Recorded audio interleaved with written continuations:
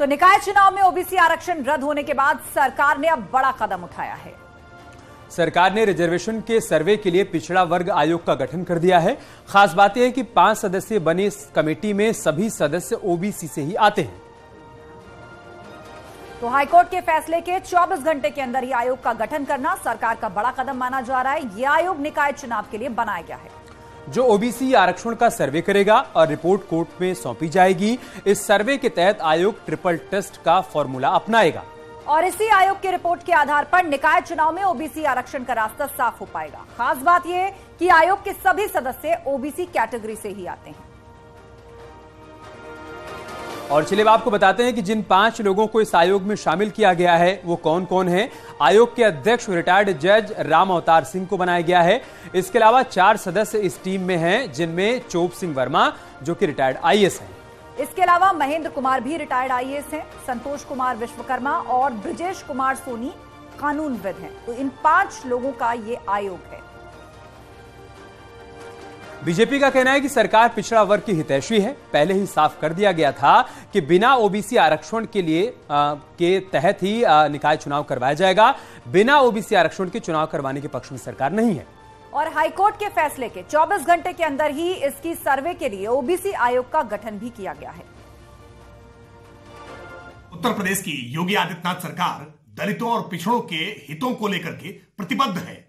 विपक्ष लगातार ये प्रोपेगेंडा फैलाने का प्रयास कर रहा है कि उत्तर प्रदेश की योगी आदित्यनाथ सरकार आरक्षण के साथ किसी प्रकार का खिलवाड़ करना चाहती है, जबकि आज ये बात पूरी तरह से आशंकाएं निर्मूल हो गई जब उत्तर प्रदेश योगी सरकार ने 24 घंटे के भीतर ही पिछड़ा वर्ग आयोग का गठन कर दिया है। यह स्पष्ट है कि निकाय चुनाव बिना ओबीसी आरक्षण के संपन्न नहीं होंगे। उत्तर प्रदेश में अब ट्रिपल टेस्ट और आयोग के गठन के रास्ते के साथ ही यह बात स्पष्ट हो गई है कि निकाय चुनाव जब भी होगा तो ओबीसी आरक्षण के साथ ही होगा। बीजेपी ओबीसी आयोग के गठन को सरकार का बड़ा कदम बता रही है, तो समाजवादी पार्टी इसे अपनी जीत मान रही है। हालांकि ओपी राजभर की पार्टी का यह कहना है कि सरकार का फैसला स्वागत योग्य है, इससे पिछड़ों को हिस्सेदारी मिलेगी।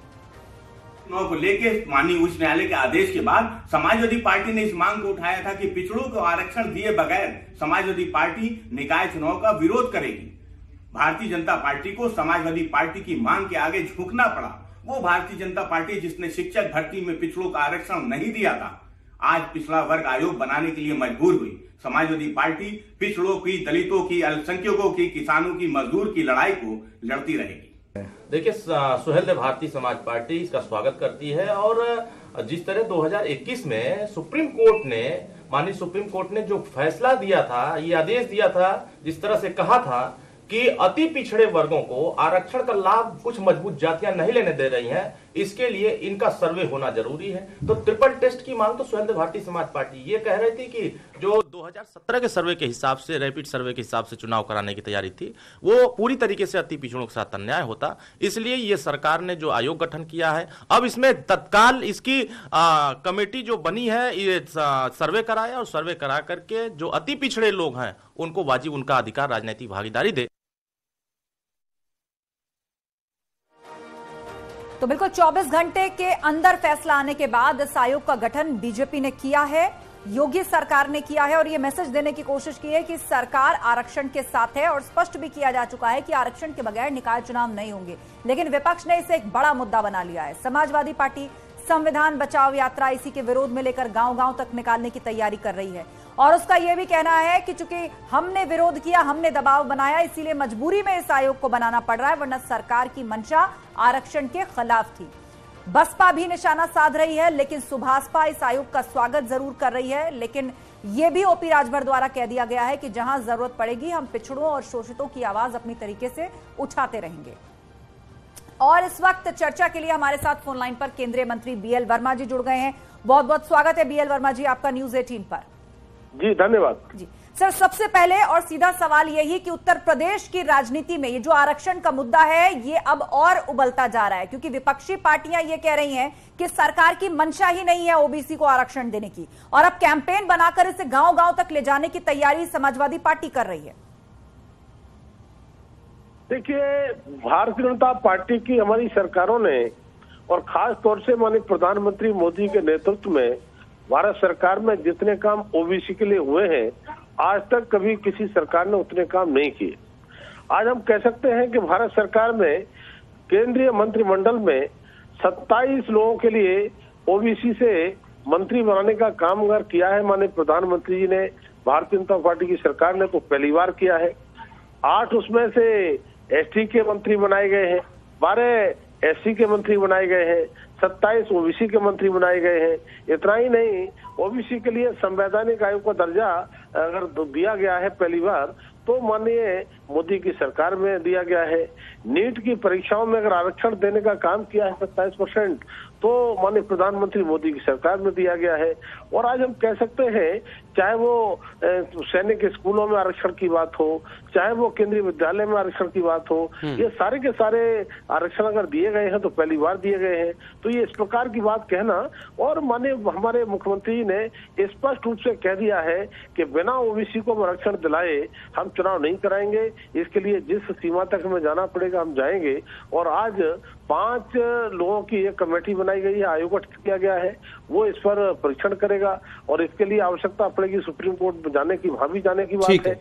इसलिए भारतीय जनता पार्टी की सरकार ने माननीय प्रधानमंत्री मोदी के नेतृत्व में या योगी जी के नेतृत्व में लगातार दोनों सरकारों ने ओबीसी को काम किया है, और हमारी सरकारें ओबीसी को न्याय दिलाने के लिए कटिबद्ध है और पूरी तरह से कटिबद्ध रहेंगी। ठीक है बीएल वर्मा जी, लेकिन कल तक जो समाजवादी पार्टी और अखिलेश यादव ये कह रहे थे कि सरकार पिछड़ों का हक मारना चाहती है, अब जबकि आयोग का गठन हो गया है तब उनका यह कहना है कि हमारा दबाव है, हमारे दबाव की वजह से आयोग का गठन हुआ, ये तो हमारी जीत है।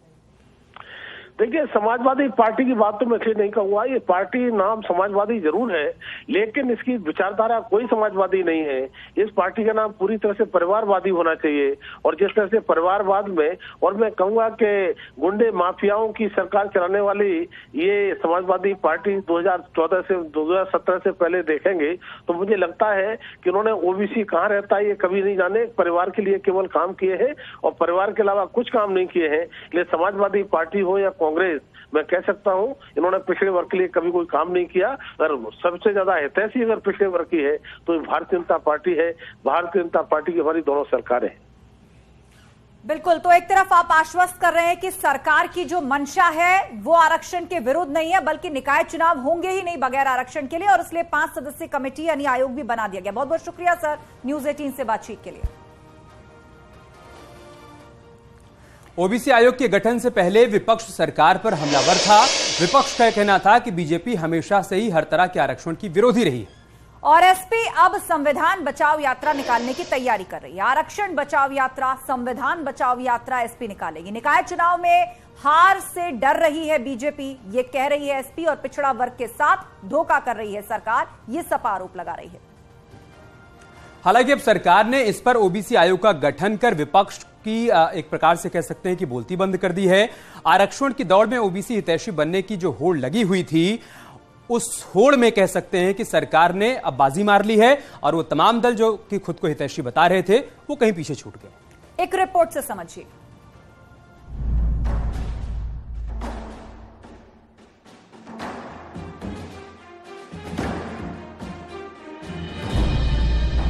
निकाय चुनाव में ओबीसी आरक्षण हाईकोर्ट से रद्द होने के बाद यूपी सरकार मामले को लेकर सुप्रीम कोर्ट जाने की तैयारी कर रही है।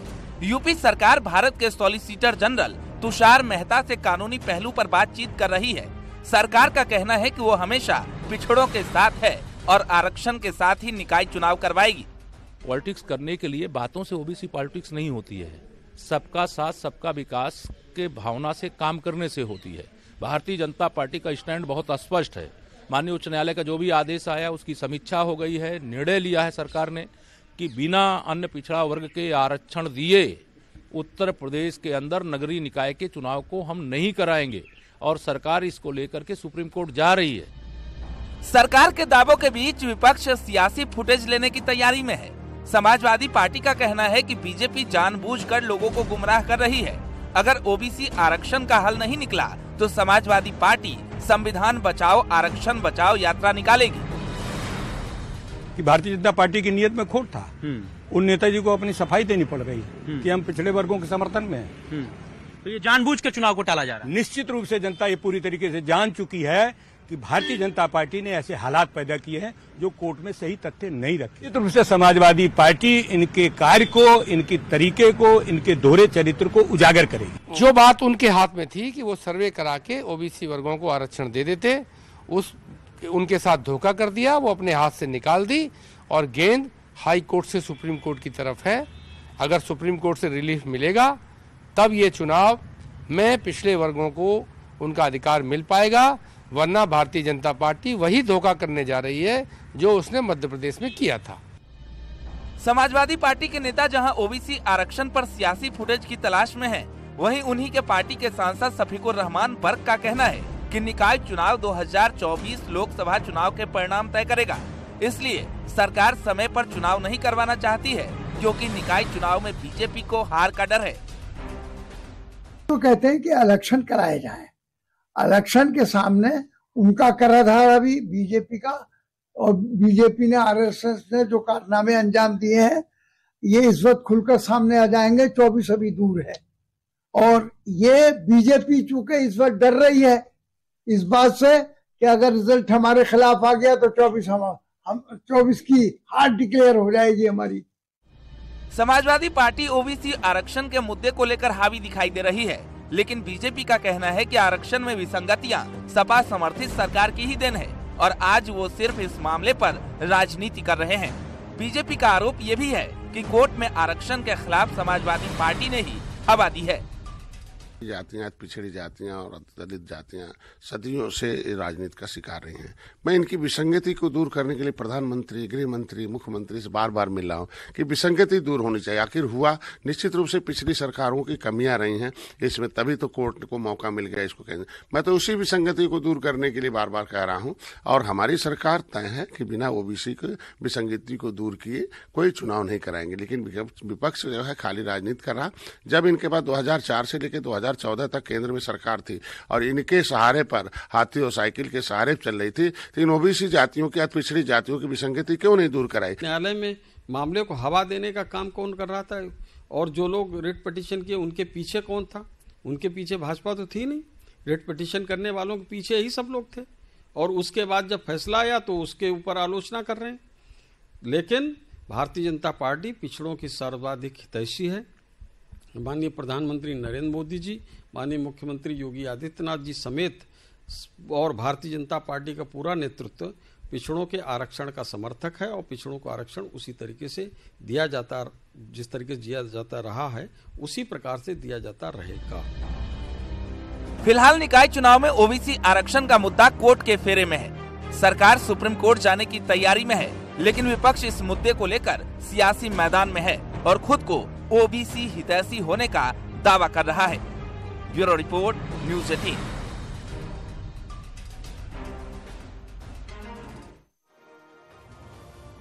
ट्रिपल टेस्ट का पेच सिर्फ यूपी निकाय चुनाव में नहीं फंसा है, बल्कि इससे पहले महाराष्ट्र, बिहार, मध्य प्रदेश और झारखंड में भी फंस चुका है। सभी जगहों पर बिना ट्रिपल टेस्ट के ओबीसी आरक्षण सूची जारी कर दी गई थी। महाराष्ट्र में भी सरकार कोर्ट गई, लेकिन ट्रिपल टेस्ट के लिए आयोग का गठन करना ही पड़ा। और बिहार में अति पिछड़ा वर्ग आयोग की रिपोर्ट पर आरक्षण का प्रावधान बनाया गया, लेकिन इसे कोर्ट में चुनौती दी गई। हालांकि कोर्ट ने चुनाव में दखल नहीं दिया, पर आयोग की वैधता पर अभी सुनवाई बाकी है। इसके साथ ही झारखंड में भी ऐसा ही हुआ। बाद में सरकार ने ट्रिपल टेस्ट के लिए आयोग का गठन किया। अब यूपी में भी सरकार ओबीसी आरक्षण के लिए आयोग गठन करने की तैयारी में है और बल्कि गठन कर भी दिया गया। वो 5 चेहरे भी सामने आ गए और यह भी सुनिश्चित कर दिया गया कि वो 5 चेहरे ओबीसी वर्ग से ही आते हैं। तो निकाय चुनाव में आरक्षण के मुद्दे पर सियासत और जबानी जंग इस बीच तेज है, लेकिन अखिलेश यादव डिप्टी सीएम केशव प्रसाद मौर्य पर टिप्पणी कर फंसते दिख रहे हैं। दरअसल अखिलेश यादव ने ओबीसी आरक्षण पर बोलते हुए डिप्टी सीएम केशव प्रसाद मौर्य पर व्यक्तिगत निशाना साध दिया, जिसके बाद बीजेपी ने मोर्चा संभाला। बीजेपी का कहना है कि अखिलेश यादव अपनी जुबान ठीक करें, नहीं तो बीजेपी कार्यकर्ता चुप नहीं बैठेंगे।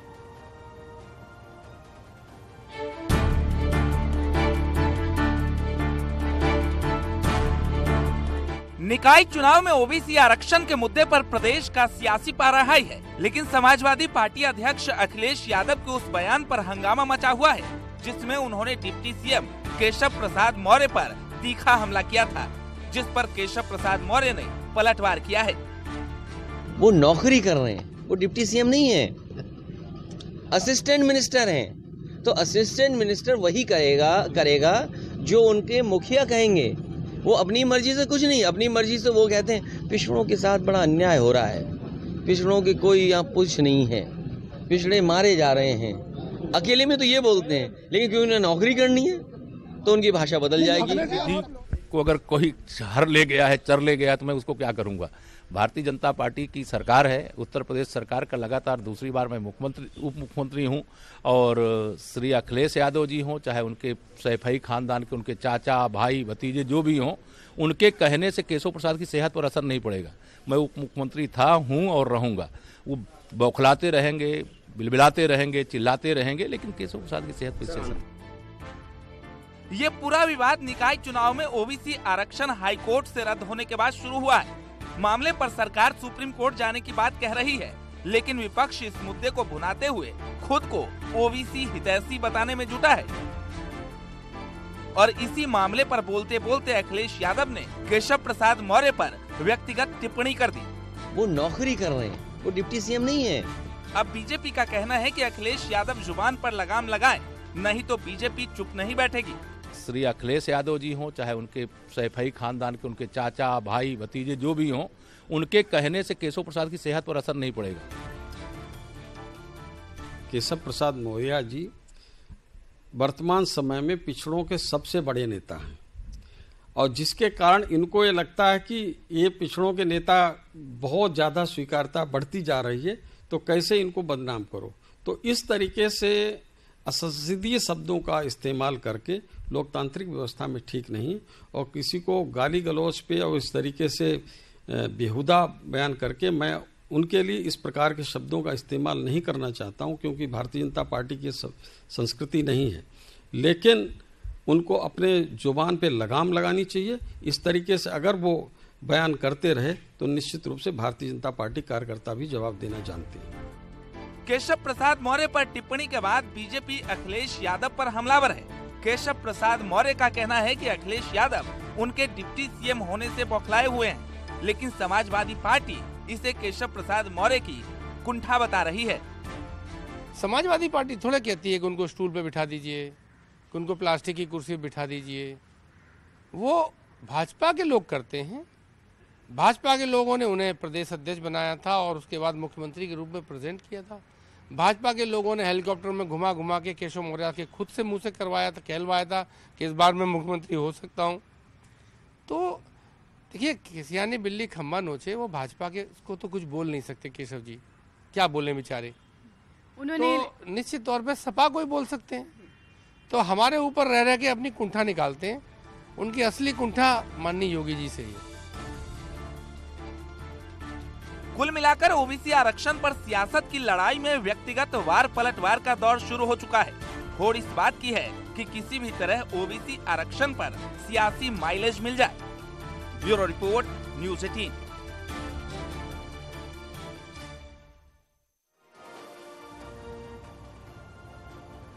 G20 सम्मेलन की अध्यक्षता इस साल भारत के पास है, और इस बार भारत में होने वाले G20 समिट में ब्रांड यूपी को दुनिया के सामने पेश किया जाएगा। G20 को लेकर मुख्यमंत्री योगी की बैठक में फैसला लिया गया। G20 में यूपी किस तरह का ब्रांड यूपी दुनिया के सामने रखा जाएगा, इसकी तैयारी हो रही है, और इसके तहत वाराणसी, ग्रेटर नोएडा, लखनऊ, आगरा में भव्य आयोजन होगा।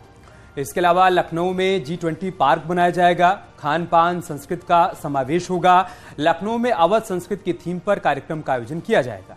आगरा में ब्रज संस्कृति रंगोत्सव थीम दिखेगी, तो वाराणसी में गंगा संस्कृति का संगम दिखेगा। पुष्प वर्षा से होगा अतिथियों का स्वागत, और अतिथि देवो भव की थीम पर होगा यह आयोजन। यूपी में निवेश के लिए प्रस्तावित ग्लोबल इन्वेस्टर समिट की तैयारियां तेज हो गई हैं। मंत्रियों और अधिकारियों के विदेश दौरे के बाद अब देश में भी बड़े उद्योग घरानों और निवेशकों को यूपी आने के लिए आमंत्रित किया जाएगा। और इसके लिए योगी सरकार देश के 7 प्रमुख शहरों में रोड शोज करने जा रही है, और इसकी कमान खुद मुख्यमंत्री योगी आदित्यनाथ संभाल रहे हैं।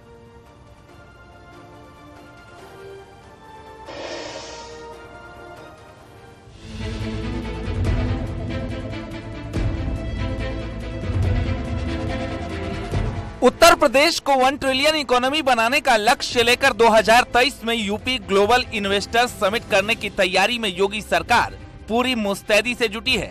16 देशों में रोड शो के बाद अब देश के 7 प्रमुख शहरों में रोड शो के लिए योगी की टीम 7 तैयार है, जिसकी कमान खुद मुख्यमंत्री योगी आदित्यनाथ संभाल रहे हैं। 5 जनवरी को मुंबई में CM Yogi Adityanath road show करेंगे। 9 जनवरी को चेन्नई में सुरेश खन्ना, असीम अरुण, नितिन अग्रवाल का रोड शो होगा।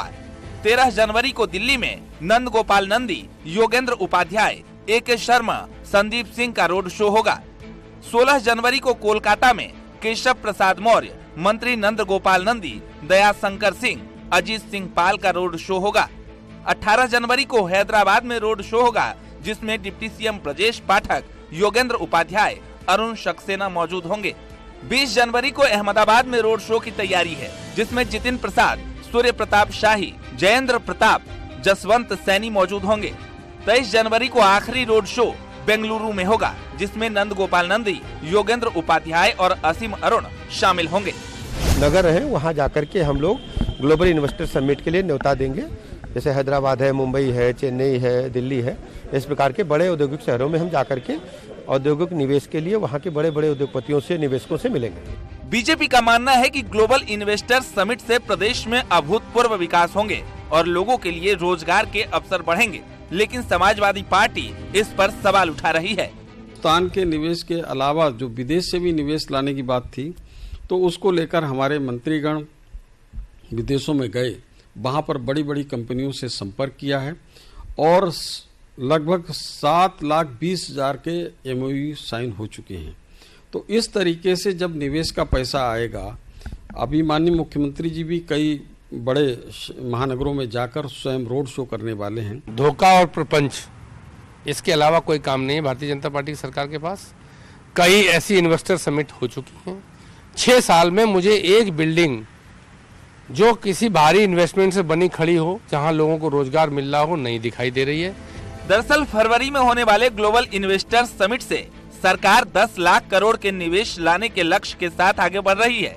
हाल ही में 16 देशों के 21 शहरों में हुए रोड शो और बिजनेस मीट से 7 लाख करोड़ से ज्यादा निवेश प्रस्ताव आ चुके हैं।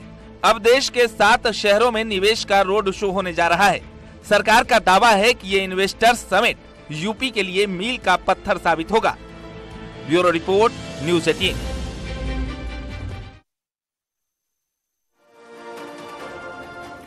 तो देश के 7 शहरों में रोड शो करेगी उत्तर प्रदेश सरकार। वो 7 शहर कौन से आपको बता देते हैं। दिल्ली, मुंबई, बेंगलुरु, चेन्नई, कोलकाता से लेकर अहमदाबाद और हैदराबाद में रोड शो होंगे। घरेलू दौरों के लिए 7 टीमों का गठन भी किया जाएगा। स्वतंत्र प्रभार और राज्य मंत्रियों को मौका दिया जाएगा। 5 से 23 जनवरी तक रोड शो का आयोजन होगा। 10 से 12 फरवरी को प्रस्तावित है यूपी GIS 23। और इसी के साथ वक्त एक ब्रेक का हो चला है, जल्द लौटेंगे।